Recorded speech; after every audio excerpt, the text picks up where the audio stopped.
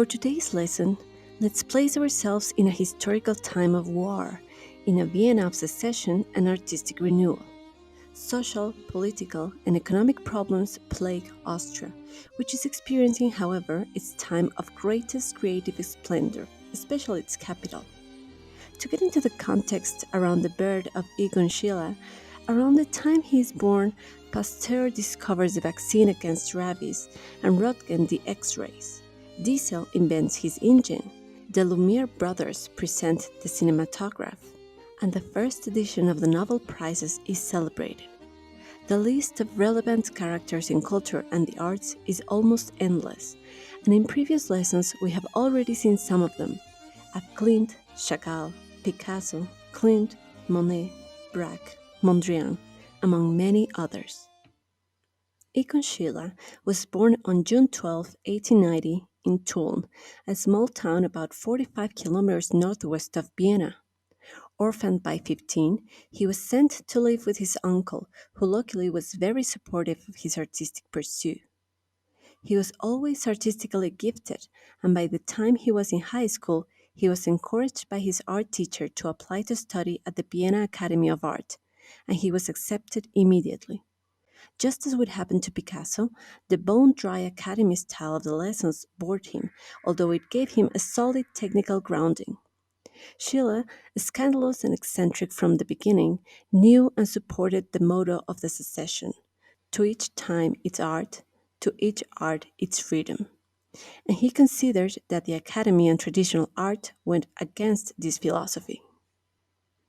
After a defiant departure from the conservative Academy of Fine Arts in Vienna, which had nevertheless introduced the young artist to life drawing, he formed, with some other former students, the New Art Group.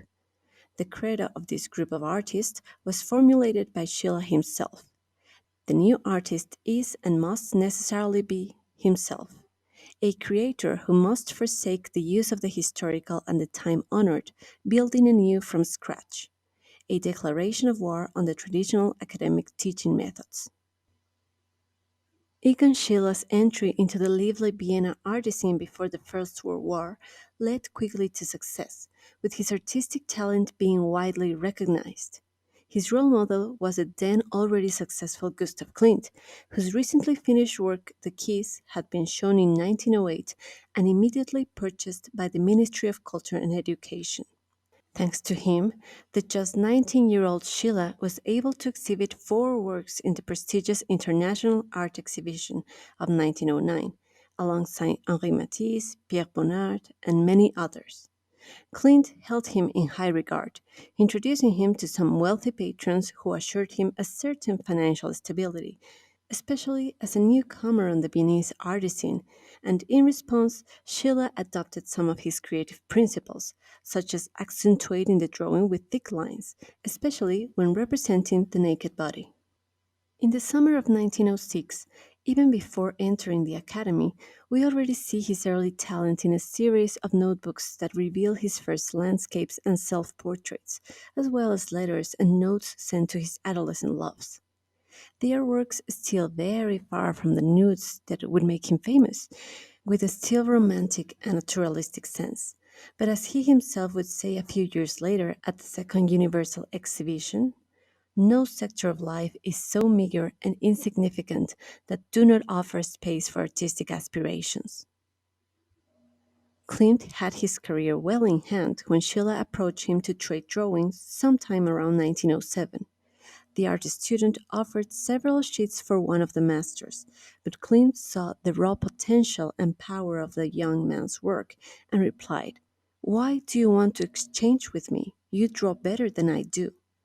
With several sales and commissions, 1909 would mark the beginning of a successful art career, starting mostly with radical portraits.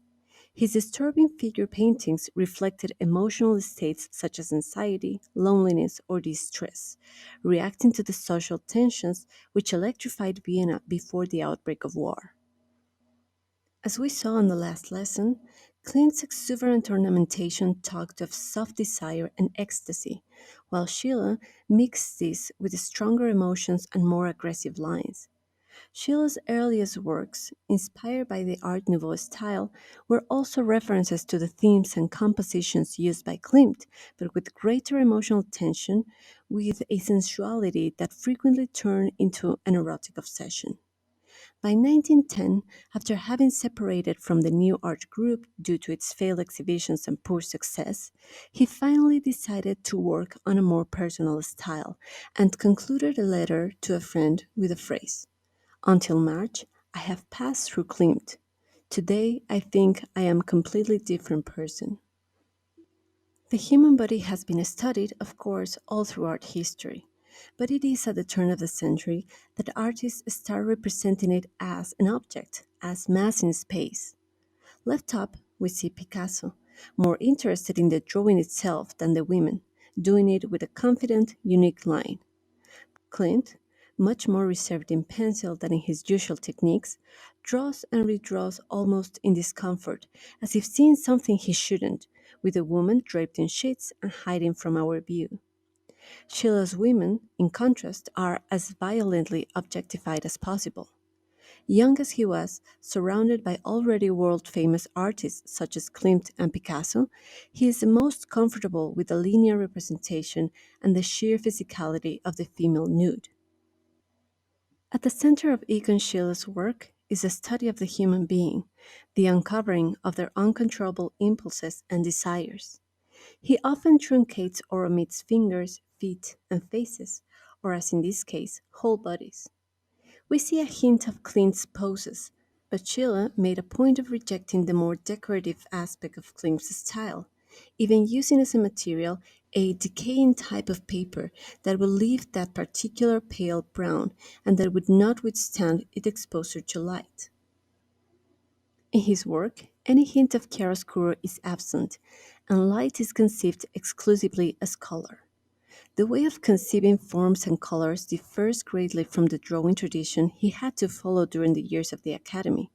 Now, the overall posture is recognizable, true to life and proportion, but also heavily stylized.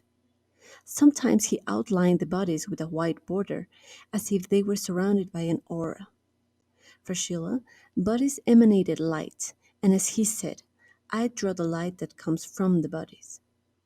He was boss of human representation, yes, but inspired by Vincent van Gogh's observation of nature, Schiele also manages to create a collection of nature studies of a simple elegance, although he would feel them empty of content. In one of his writings, he would say, "I also do studies, but I believe and know that copying nature is not important to me, because I paint better from memories as a vision of the landscape. Now I mainly observe the bodily movements of the mountains, the water, the trees, and the flowers. Everywhere they remind me of movements similar to those of the human body, similar feelings of joy and sorrow in plants." Just as he represents nature, he also observes urban landscapes, traditional in his youth and becoming less descriptive and more imaginative representations over time.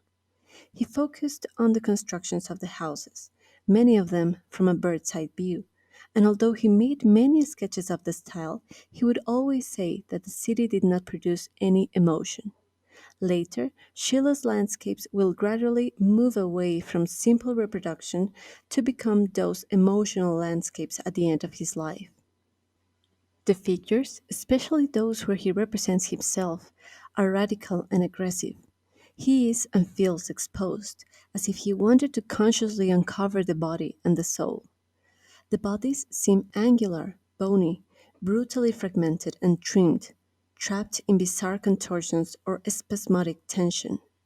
Self-portraiture as a genre had flourished during the modern period, and the way he chose to represent faces and bodies, especially his own, resonates with his interest in psychiatry and the study of mental illness in Vienna of his time, the time of Sigmund Freud, psychoanalysis, the unlocking of the subconscious, and the loss of identity. The physical nudity of his models, which included many young girls and women, corresponds to their exposed emotional vulnerability. With a strong line, Schiele outlined the figures, which are mostly positioned without any hint of a spatial context, at our mercy. Freud's book on sexuality and psychopathology opened new windows into the mind. Both Gustav Klimt and Egon Schiele appear to have seen the body as a bridge to the psyche, a transparent envelope through which we can read desire, in Klimt's case, and trauma, in Schiele's. Jane Kaller, curator and author of one of the most important Schiele's monograph, comments Schiele was not a pervert or a pornographer, but his way of seeing sexuality as an eros free from the conditions imposed by society could have made the intolerant and limited society generate censorship on his works. So, in the next few works, we will see about that. And he was bound to generate censorship when many of his works were as controversial as the one we see here. In The Cardinal and the Nun, we see probably Schiller's most provocative pictorial content, with the violation of clerical moral codes in this scandalous embrace. This work is testament to Egon Schille's impetus urged for renewal, in which he radically breaks with traditions even beyond formal issues of art, and spreads a message of social criticism against the falsehood of the bourgeoisie and other official institutions. With this eroticism, he, as a subject, is always in conflict and frontal confrontation with any image of authority, also achieving a breaking point with a European tradition rarely seen before, that unusual art in which the artist sacrifices beauty in favor of expression. Much of our artist's inspiration would come from many years ago, from El Greco, the Greek, and his expressionist art of elongated figures and melodramatic gestures, with an unusual spatial treatment to match those suffering subjects. From him, Schiele would learn to represent uneasy, grotesque, grimacing faces, exalted gestures, and long limbs. Like the Greek, he is inspired by a certain religiosity, although he himself is not a believer. He believed, yes, that every artist is close to being a monk or a priest, a spiritually enlightened being with the mission of sharing his vision with the less privileged masses. Finally, the Greek's figures are reminiscent of dancing bodies, in motion, a theme and style that would always fascinate Sheila.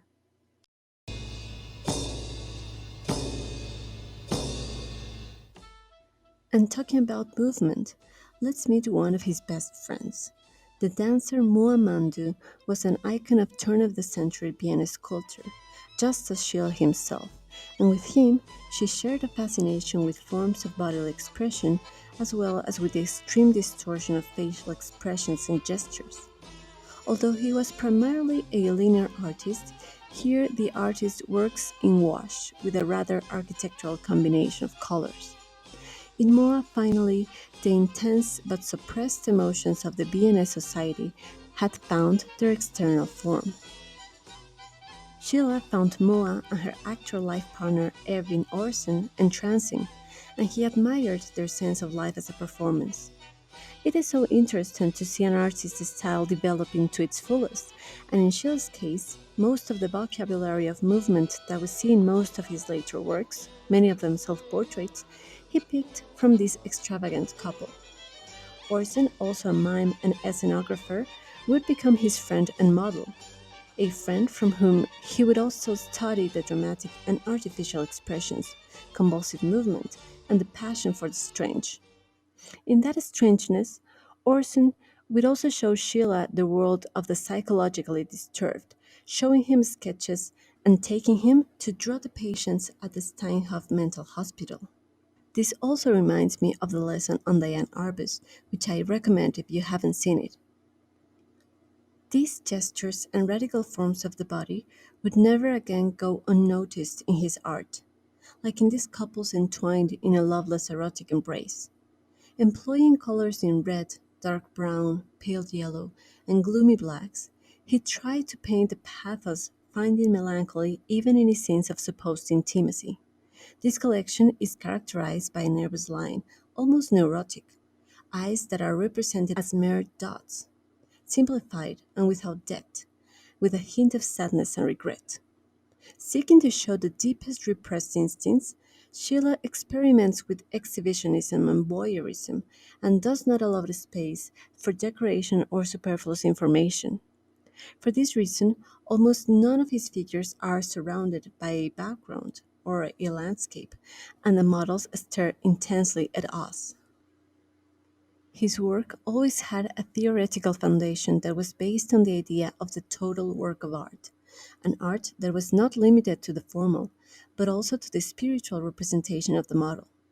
This was the reason for his aggressive figurative distortions, a technique to show the whole person, the body in pose, but also as a state of mind.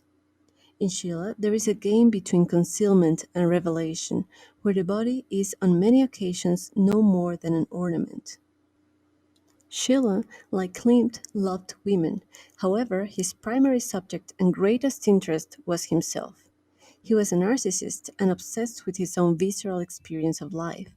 But through his erotic art, Egon sought to unfold the truth of the individual, a deeper meaning, the existential hardship and deep loneliness linked to the expressionism of his generation. He used the human form to express raw emotions, often through physical distortion, but his style was not always well received, as he lived in a rather conservative and reactionary society influenced by bourgeois ideas. Thus, most of the sketches hanging in his apartment would be considered scandalous and conflicting, even when many recognized his talent and collected his art. Schiele met American dancer Ruth Sandeny in Vienna during her European tour in August 1907, where she achieved great success with her modern choreographies inspired by Buddhism and Theosophy. Our artist admired her artistic style influenced by Greek and Indian elements. Again, in his work, he returns to the concept of movement, distortion, and body strength. Giving context to these times, the sculptor Auguste Rodin, who we recognized the past lesson as a friend of Gustav Klimt too, also made some drawings of Saint Denis when her tour passed through Paris. Thus, we see how the stories of the artists that we sometimes study as independent entities intertwine, and that we now know were mutual influences and built the culture of the 20th century in Europe.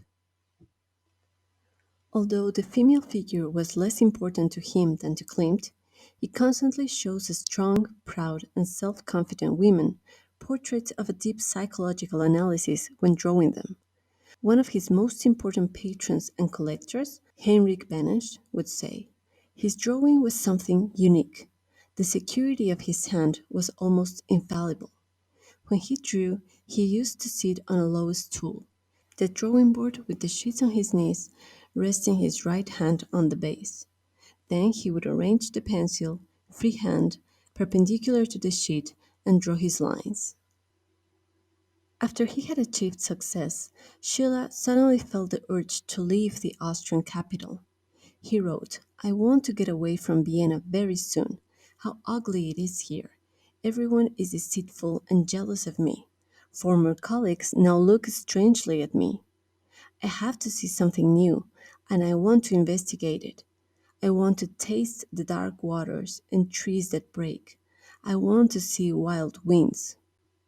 He withdrew to Krumlov with the purpose of getting inspiration from a more natural environment, this time accompanied by his model, lover, and partner, Walburga, also known as Wally Nussel.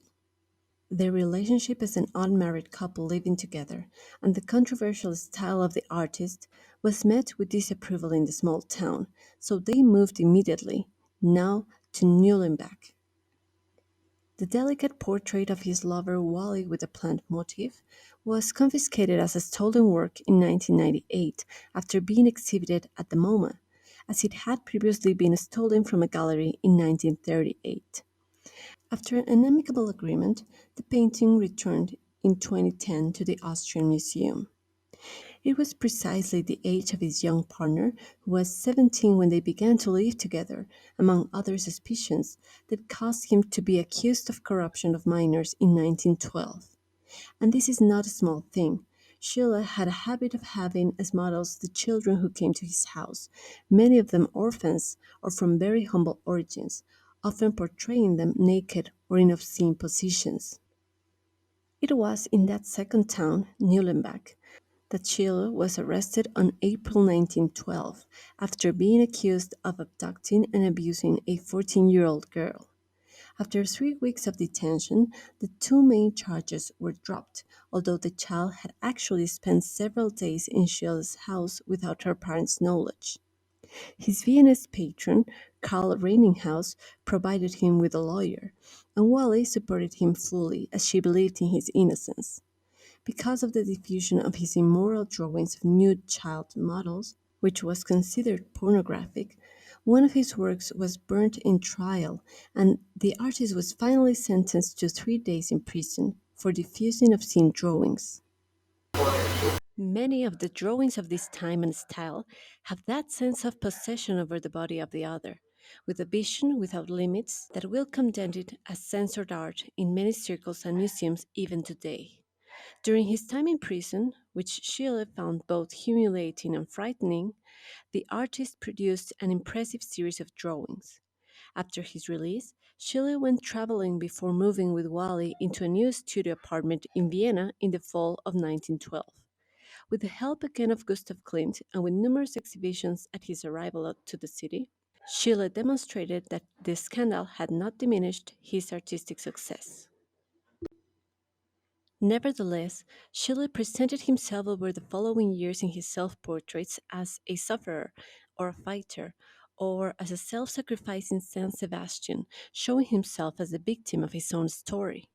From that moment on, his style would have this indissoluble signature, with a radically flat approach that would not be seen again until the 1940s. He was practically forgotten in the 1930s until the Nazi regime included him among the authors of the degenerate art that we saw in one of the previous lessons. He was then rediscovered to become a fundamental figure in contemporary art. On June 1914, Egon married Edith Harms, who he had met the previous year.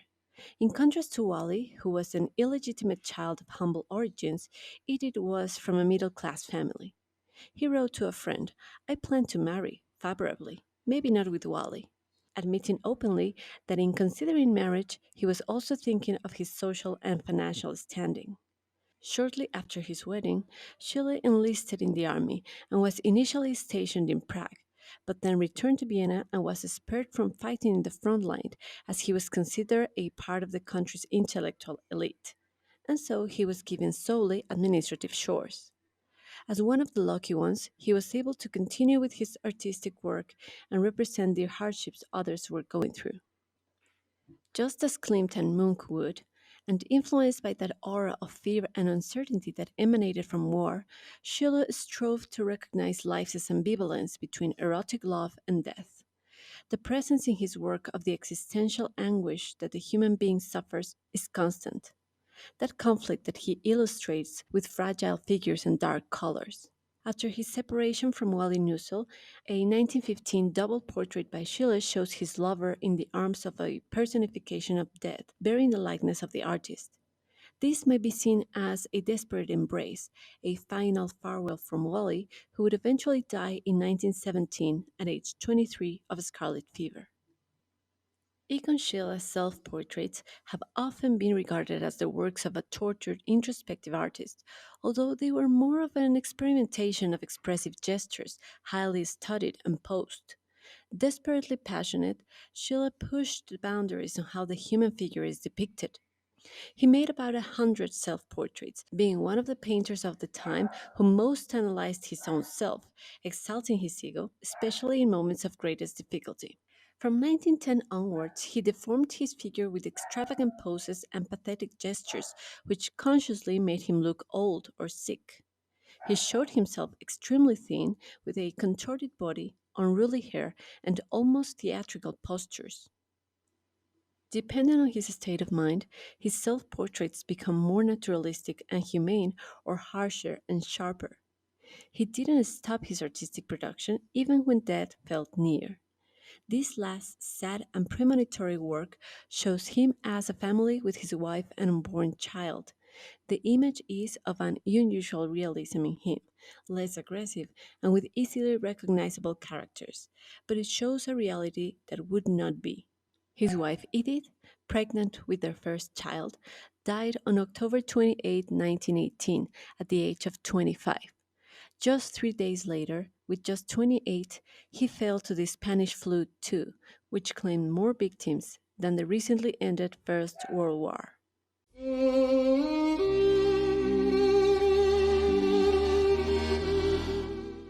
During the brief period between their deaths, Schiele made sketches of Edith, which are considered his last works, marked by an agonizing loneliness. Defender above all of the artist's individuality, today Schiele is regarded as one of the greatest artists of the 20th century, who captured the turmoil of his time in stirring human images and self-portraits. He represented accurately the madness that was so characteristic of modern art and produced in his short life more than 300 paintings and 2,800 drawings. Egon Schiele reminds us constantly of what he thought of masculinity and his role within it, and ultimately what it means to be immortal. I hope you enjoyed this journey into the 1900s Vienna, and feel free to send any questions or comments you might have. See you in the next Pal House Art History lesson. Thank you.